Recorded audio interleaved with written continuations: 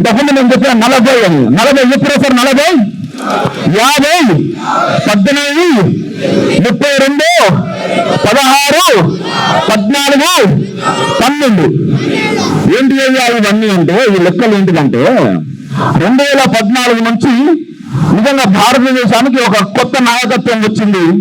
మనందరి లోపల గతంలో బొట్టు పెట్టుకోవడానికి సిగ్గుపడుతున్నటువంటి మనము ఈరోజు గర్వంగా బొట్టు పెట్టుకుంటే కాదు కాషాయ వస్త్రాలు దిగాలని వేసుకొని బయటకు తిరగాల్సినటువంటి రోజులు వచ్చినాయి.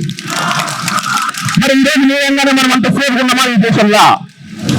ఈరోజు మీరు అంత సేఫ్ ఉంటే ఇటువంటి హైందవ సమ్మేళనాలు ఎందుకు? నాలంటి ఎక్కడి నుంచి వచ్చిన మైకు పెట్టుకొని హిందుత్వం గురించి, ధర్మం గురించి, ఈ దేశం గురించి మాట్లాడాల్సినటువంటి అవసరం ఏంటిది?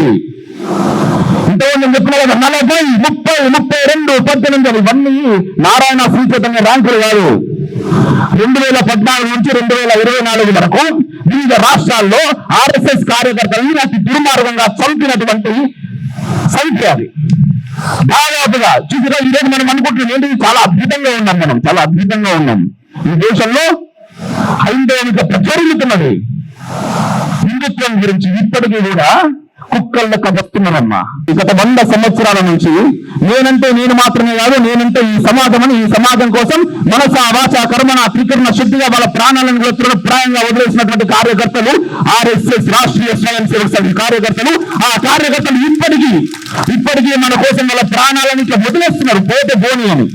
అటువంటి కార్యకర్తలు ఉన్నారు కాబట్టి, మన గురించి ఆలోచించే కార్యకర్తలు ఉన్నారు కాబట్టి మనం ఇంకా స్వేచ్ఛగా ఇక్కడ బ్రతకగలుగుతున్నాం, హైందవ సమ్మేళనాలు జరుపుకోగలుగుతున్నాం.